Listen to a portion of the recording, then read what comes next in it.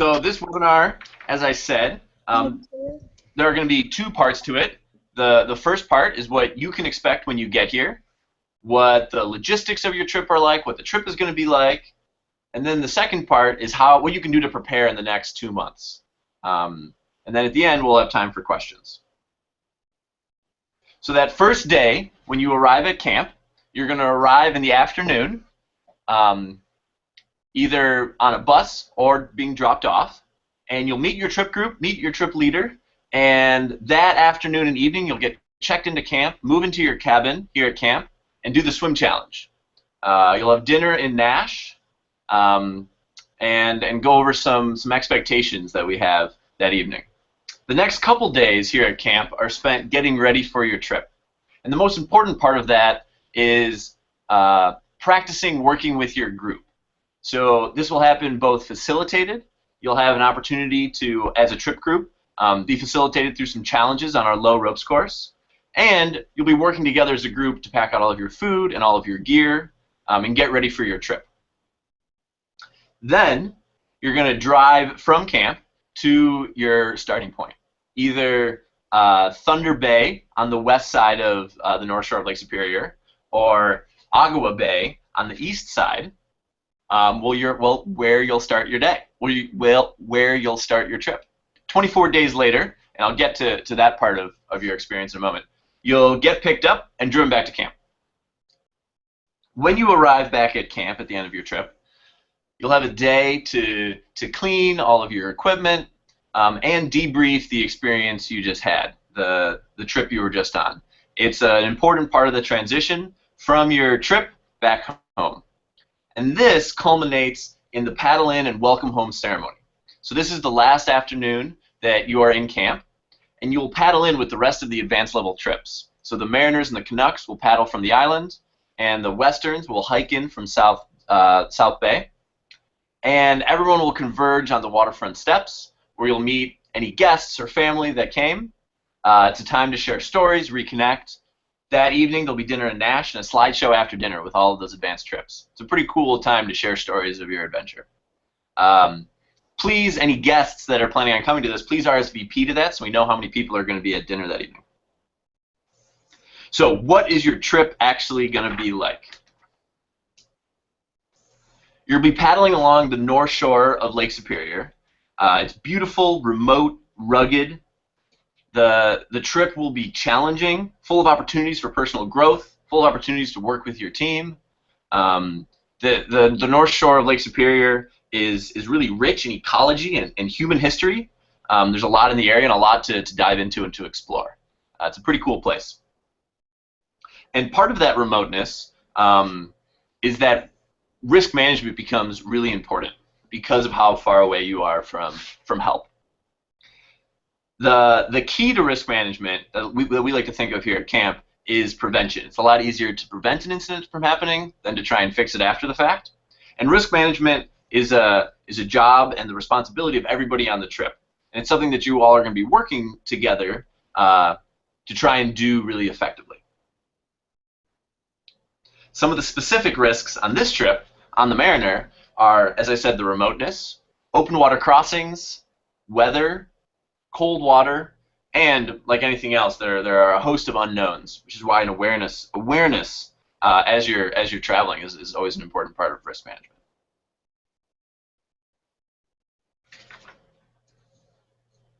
So your trip leaders, they will be with you the entire experience. They'll be there ready to greet you as soon as you arrive at camp.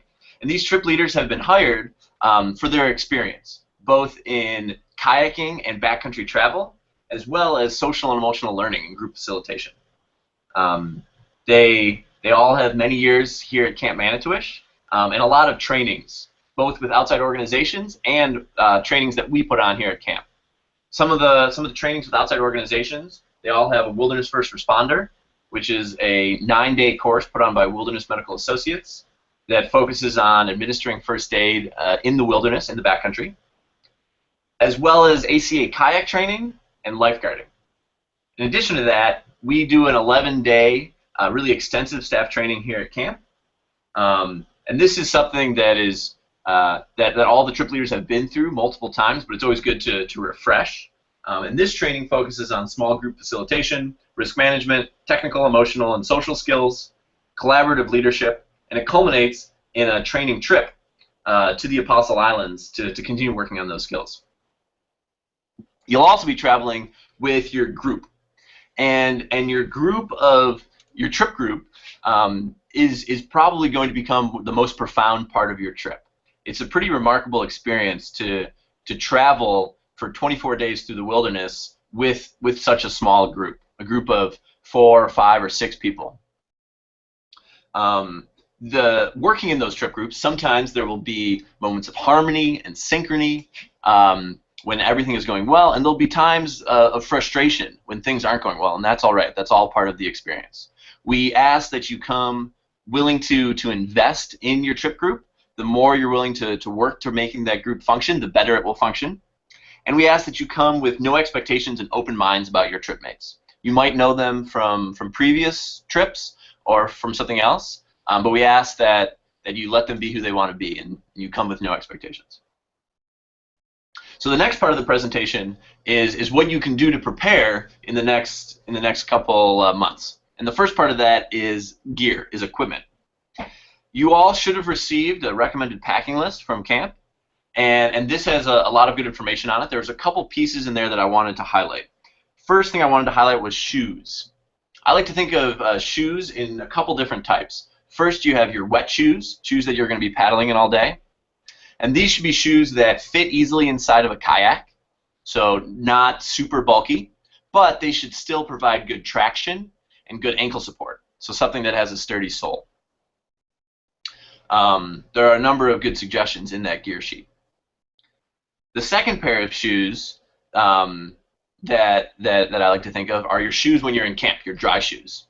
And these should provide good enough ankle support for you to walk around on an uneven ground. You might be doing some hiking. And they should be comfortable. Some people like to bring a third pair of shoes to let your feet dry out in, to prevent various funkiness from growing on your feet, if you will. Something like Crocs work pretty well. Something that's closed-toed and has a heel strap, but let your feet breathe. The second piece of gear I want to talk about are dry bags. Dry bags are really important for keeping all of your equipment dry. When packing your gear in your kayaks, the hatch openings are pretty small, and so multiple smaller bags are a lot easier to fit in than one big bag. So I'd recommend buying smaller dry bags, 10, 15, maybe 20 liters. The third thing I want to talk about is layers.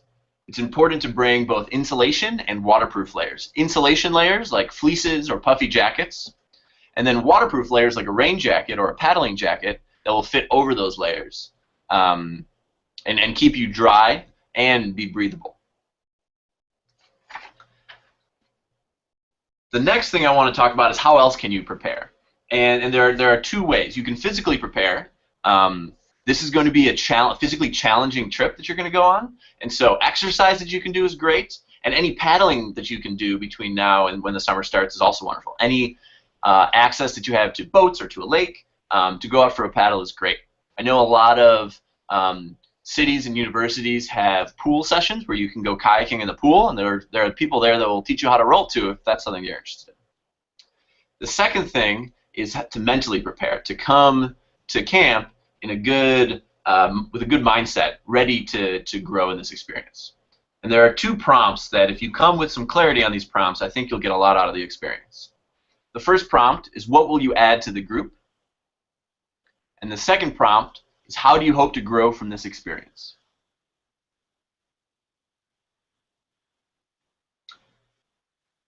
Well, that's the end of kind of my prepared presentation. I'd like to open it up to any questions that people might have. You can either ask questions with the chat box, or you can unmute yourself and just ask questions to me, to the group.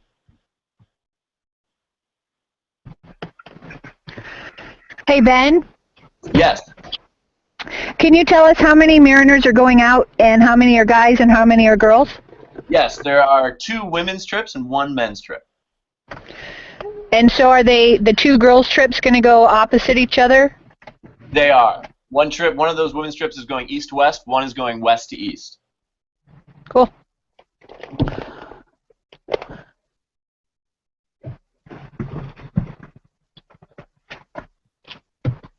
That was a good question. Any other questions?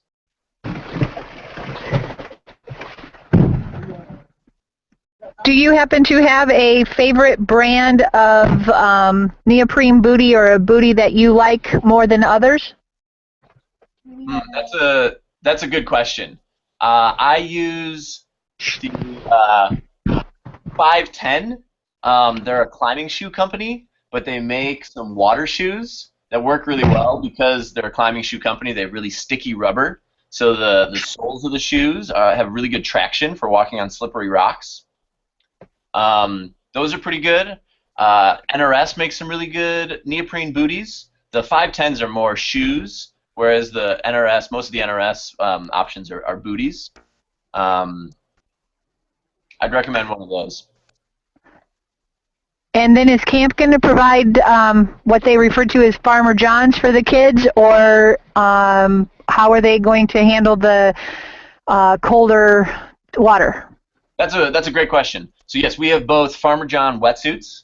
Farmer John's, for people that don't know, are kind of overall style wetsuits, so no arms, but they have torso, neoprene over your torso and your legs. We also have shorty wetsuits that have short sleeve arms and then like short legs that cut off around your knees. And we have paddling jackets, rain gear that have wrist gaskets for you to wear while you're paddling. And so what combination of those you bring is up to you and your comfort and how cold you get, as well as your trip group, and your trip leaders will be there to help with that. Is it on mute right now?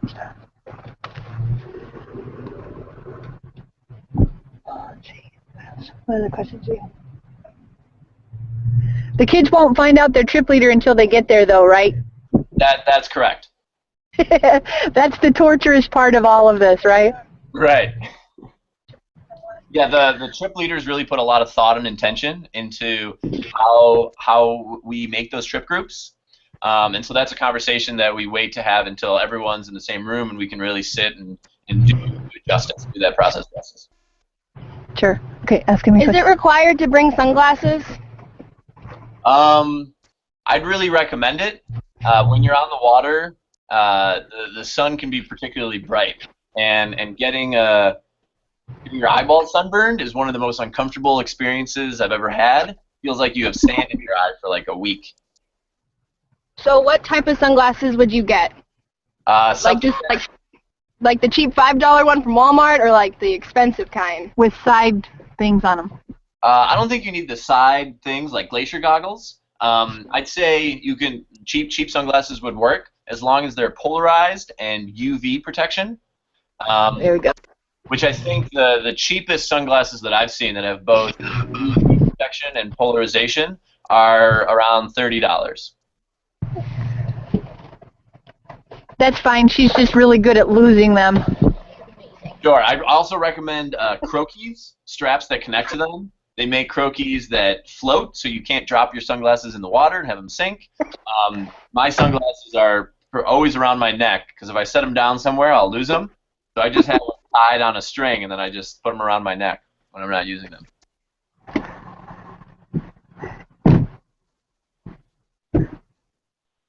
These are great questions. Keep them coming. If they have a nice camera, like a digital single lens reflex, something like that, that they want to bring, we realize that space is limited, but is it okay if they bring something like that, obviously with waterproof equipment and that kind of stuff? Totally. That's totally fine. I've brought my own DSLR on trips before, on kayaking trips before, and as you said, space is limited. Sometimes I've put the camera kind of between my legs and the cockpit. It allows me to have easy access, and it's a spot that you're not necessarily going to put gear in. So that's worked for me when the boats have been tight. And as you said, a waterproof case is really important for that. Yeah. I've also when you're thinking about that, think about pulling the camera out of the case. And generally, when you're kayaking, you have wet hands.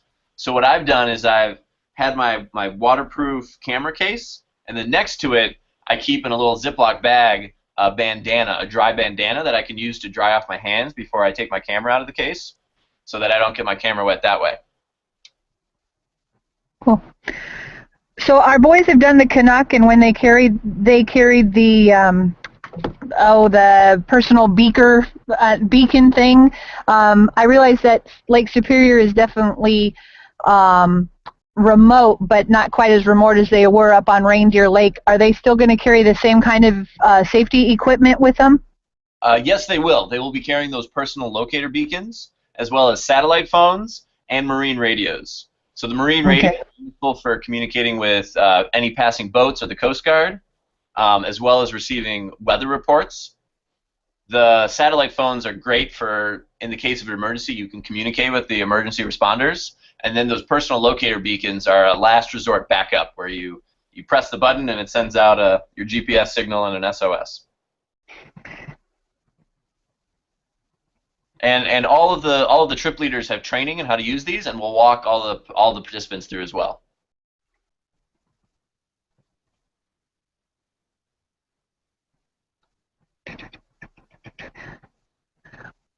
Will the kids go out with mostly singles and one double, or is that all decided once you have numbers? Yeah, so all of the trips will have one double and the rest singles, as you said. Perfect.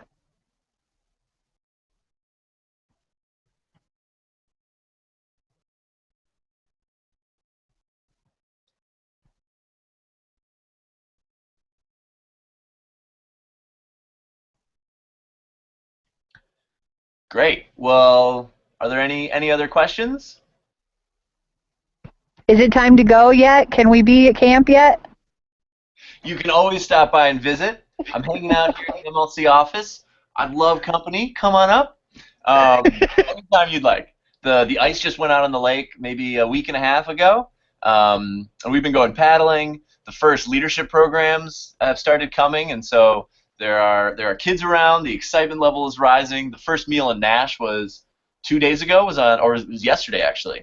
So things are starting to happen up here. It's pretty exciting. Was it a spaghetti feed? It was. Classic, right?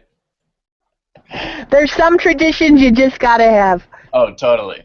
And like I said, my role here at camp is to support you all any way I can. My email address is outpost.director@manito-wish.org, manito-wish.org. Please email me with any questions that you think of, questions, concerns, ideas. I'd be more than happy to talk. Great, thank you. This has been informative. Good. All right, well, have a good night, everyone. Good night.